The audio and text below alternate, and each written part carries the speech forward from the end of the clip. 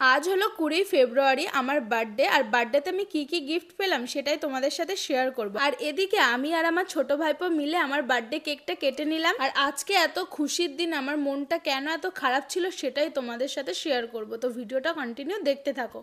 আজকে হচ্ছে আমার বার্থডে, আর তোমরা তো অনেকেই উইশ করেছো আমার। সবাইকে জানাই যে থ্যাংক ইউ এত ভালো ভালো কমেন্ট করার জন্য আর আমার দিনটাকে আরো স্পেশাল করে দেওয়ার জন্য। কিন্তু আজকে স্পেশাল দিনে একটাই শুধু আমার দুঃখ, যে তোমাদের দাদা বাড়িতে নেই। তোমাদের দাদা বাড়ি থাকলে বা আমার পাশে থাকলে অনেক ভালো হতো, কিন্তু তোমাদের দাদা থাকলে আরো বেশি খুশি হতাম, মানে আরো স্পেশাল হয়ে যেত দিনটা। তো এখন আমি মেকআপটা কমপ্লিট করে ফেলেছি আর এবার হচ্ছে শাড়ি পরবো। তো এখন বাজে 10টা বাজতে যাচ্ছে, আমাকে বলেছে রেডি হতে। তো আমি শাড়িটা ঝপাঝপ পরে নিই, তারপর তোমাদের সাথে আবার দেখা হচ্ছে। মোটামুটি আমার শাড়ি পরা কমপ্লিট হয়ে গেছে। এখন শাড়ি অত ভালো পরতে পারছি না, আর আমি শাড়ি ভালো পরতেও পারি না। তোমাদের দাদা যখন থাকে, তোমাদের দাদা ধরে টরে দেয় তো ভালো, তখন পরতে পারি। আর এই যে শাড়িটা দেখতে পাচ্ছ, এই শাড়িটা আমাকে ওই বাড়ির থেকে দিয়েছিল, মানে আমার ভাইকে আমি ভাইফোঁটা দিয়েছিলাম, তখন আমার ভাই এই শাড়িটা দিয়েছিল। আর যেহেতু তোমাদের দাদা বাড়িতে নেই, আমি নিজে নিজেই ক্যামেরা করছি, নিজে নিজেই কথা বলছি, বকবক করে যাচ্ছি। আমি না নিজে নিজে মানে ক্যামেরা করতে পারি না। কেউ যদি একটু ক্যামেরা ধরে দেয়, মানে তোমাদের দাদা যেভাবে আমি ক্যামেরা ধরে দেয়, তারপর আমি ভালো মানে ভিডিও টিডিও বা করতে পারি বা কথা বলতে পারি। আর নিজে ধরে না আমি কথাই বলতে পারি না, অভ্যাসটা নেই তো তার জন্য। আর এদিকে আমার মেকআপ কমপ্লিট হয়ে গেছে, শাড়িও প্রায় পরে ফেলেছি, কিন্তু যতক্ষণ না আমি সিঁদুর পরলাম ততক্ষণ মনে হলো কি যেন একটা পরিনি। কিন্তু যখনই সিঁদুরটা পরেছে মনে হচ্ছে না এবার ফুল কমপ্লিট হয়ে গেছে। আমরা যতই গহনা পরি না কেন, শাড়ি ভালো করে পরি না কেন, সিঁদুর যতক্ষণ না পরি ততক্ষণ যেন খালি খালি লাগে। সিঁদুর পরলেই মানে একদম পুরো কমপ্লিট হয়ে যায়। আর এই যে নেকলেসটা আমার হাতে দেখতে পাচ্ছ, এই নেকলেসটা আমাকে আমার শ্বশুর মশাই বিয়ের দিন আমাকে দিয়েছিল। তো এটাই আমি এখন পরবো। আমি কি পরবো না পরবো কিছুই বুঝতে পারছিলাম না, কারণ তোমাদের দাদা থাকলে তো সবসময় জিজ্ঞাসা করি, দেখো তো এটা আমার ভালো লাগছে না, ওটা পরবো না এটা পরবো, এইভাবে জিজ্ঞাসা করি।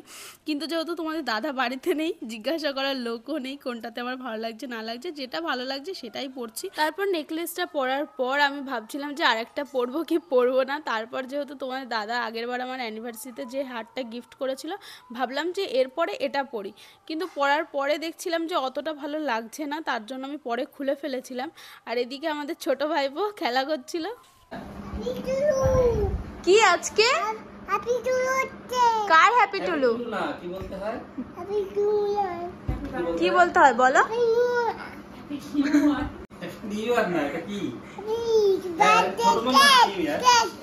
তারপর এদিকে আমার শাশুড়ি মা রান্না বান্না কমপ্লিট করার পর সেজে গুজে রেডি হয়ে উপরে চলে এসেছিল।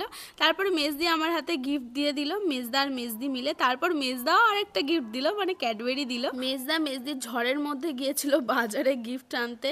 তারপর এদিকে আমার শাশুড়ি মা আমাকে গিফট দিয়েছে আগেই এসেই, কিন্তু তারপর মেজদি বলল যে ওটা পরিয়ে দাও, তার জন্য পরিয়ে দিচ্ছিল। বাট ফার্স্টে মা বুঝতে পারছিল না যে সোজা পড়াচ্ছে না উল্টো পড়াচ্ছে। তারপর বলল যে সোজা আছে, তো আমি বলছি হ্যাঁ ঠিক আছে। তারপর মা পরিয়ে দিচ্ছিল। আর আমার শাশুড়ি মা বাড়ির 3 বউকেই হার গিফট করেছে। ফার্স্টে তো বড়দিকে দিয়েছিল তোমরা জানোই, তারপর মেজদির বার্থডে ছিল, মেজদির বার্থডেতেও গিফট করেছে। আর মেজদির হারটা আর আমার হারটা সেম টু সেম, একই কালার। তারপরে মা আমাকে একটু আদরও করে দিল। তারপর আমি সবাইকে নমস্কার করছিলাম, কিন্তু কেউ না নমস্কার নিতে চাচ্ছিল না। সবাই বলছিল এই অবস্থায় বেশি নিচু হয়েও না, আর নিচু হতেই বারণ করছিল। সবাই বলছিল যে দূর থেকেই নমস্কার করো, কিন্তু একটু না নমস্কার করলে মন থেকেই কেমন লাগছিল, যেহেতু আজকে হচ্ছে বার্থডের দিন, সবার তো আশীর্বাদ নিতে হবে না। তারপরে আমি একটু হালকা নিচু হয়ে নমস্কার করে নিলাম। আর তোমাদের দাদাও মার কাছে ফোন করে, মানে আমার শাশুড়িমার কাছে ফোন করে বলছিল যে সকাল সকাল কেক টেক কেটে নেবে, মানে বেশিক্ষণ না খেয়ে থাকতে বারণ করছিল। আর এটাই হচ্ছে আমার বার্থডে কেক। তারপর মেজদা দিকে মোমবাতিগুলো জ্বালিয়ে দেওয়ার পর স্পার্কেলটাও জ্বালিয়ে দিল। যখন স্পার্কেল জ্বালিয়ে দিল, তারপর ছোট ভাইপো আমার পাশে চলে আসলো। দেখা যাচ্ছে না বসলে। তারপর আমি আর ছোট ভাইপো মিলে কেকটা কেটে নিলাম। যেহেতু বড় ভাইপো বাড়িতে নেই, তার জন্য ছোট ভাইপোর সাথেই কেক কাটলাম। আর এদিকে বড়দা বলছিল যে বাবা দেখা যাচ্ছে না, তার জন্য বাবা ওইভাবে বসেছিল, মানে ওইভাবে ঝুঁকেছিল। আর দাদা মেজদা মা সবাই হাসছিল। সবার ফার্স্ট আমি ছোট ভাইপোকে খাওয়াতে গেলাম, কিন্তু ও না খেলো না, ও নিজে নিজে নিয়ে খাবে। দেখতে পাচ্ছ কেক থেকে নিজে নিজে হাত দিয়ে খাচ্ছে। তার জন্য আমার শাশুড়িমাকে খাইয়ে দেওয়ার পর আমার শ্বশুরমশাই সবাইকে খাইয়ে দিচ্ছিলাম, কিন্তু আমার তো উঠতে একটু সময় লাগে, তার জন্য বসে বসে খাইয়ে দিলাম। তারপরে মেজদাকে খাইয়ে দিলাম, তারপর মেজদিকেও খাইয়ে দিলাম।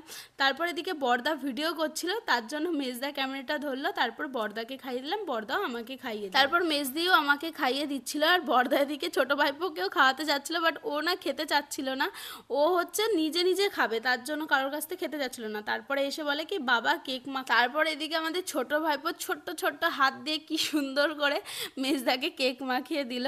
তারপর আমি এদিকে কেকটা পিস পিস করে নিচ্ছিলাম। আর এখন কত লোক কম কম লাগছে না, কারণ এদিকে তোমাদের দাদা বাড়িতে নেই, তারপর বড়দি নেই, বড় ভাইপো নেই, তার জন্য আমিও এবার বলেছিলাম যে এবার আমি বার্থডে সেলিব্রেট করব না, মানে কেক কাটবো না। কিন্তু সবাই মিলে বললো যখন সবারটাই হয় তোমারটা কেন হবে না, তুমি আরও বাড়ির সব থেকে ছোট, মানে ভাইপোদের থেকে বড়, এমনি তার থেকে সবার মধ্যে ছোট, তোমারটাও বার্থডে সেলিব্রেট করা হবে, আমরা বাড়িতে যে কজন আছে সেই কজন মিলে বার্থডে সেলিব্রেট হবে।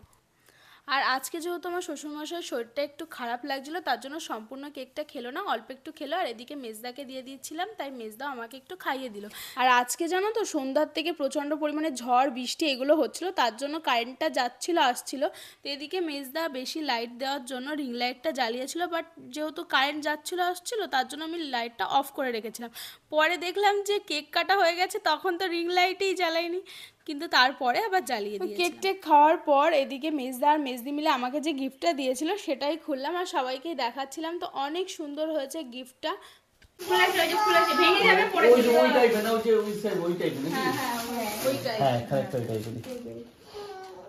অঞ্জলি রাধাকৃষ্ণ ভালোবাসে, ওই জন্য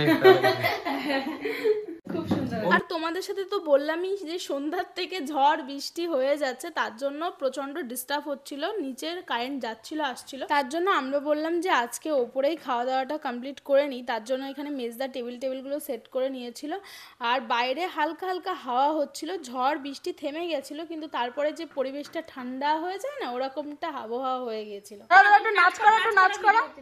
নাচ করা ওরে বাবা। আমাদের কেক কাটা কমপ্লিট হয়ে গেছে, এখন আমরা খেতে যাব। কিন্তু আজকে এমন দিনে এত ঝড় হচ্ছে, বৃষ্টি হচ্ছে, কি বলবো তোমাদেরকে। মানে মেজদারা যখন কেক আনতে গিয়েছিল, কেক আনতে গিয়েছিল, বাজার করতে গিয়েছিল, তখনও প্রচন্ড ঝড় বৃষ্টি আটকে গিয়েছিল। আর তারপর এখন আমরা কেক কাটলাম, তাও কারেন্ট চলে যাচ্ছে আসছে এরকম হচ্ছে। এখন তার জন্য নিচে খাবো না, ওপরে খাবো, কারণ কারেন্ট আসতে যাচ্ছে, তার জন্য ওপরে খাবো। আর আমি তো নিচে বসতে পারবো না এখন এই সময়টা, তার জন্য ওপরেই টেবিলে খাবো এখন।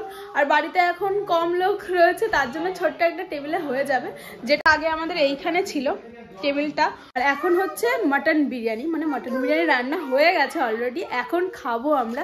এখন বাজে 11টা, ওই যে 11টা বাজে এখন খেয়ে নেবো।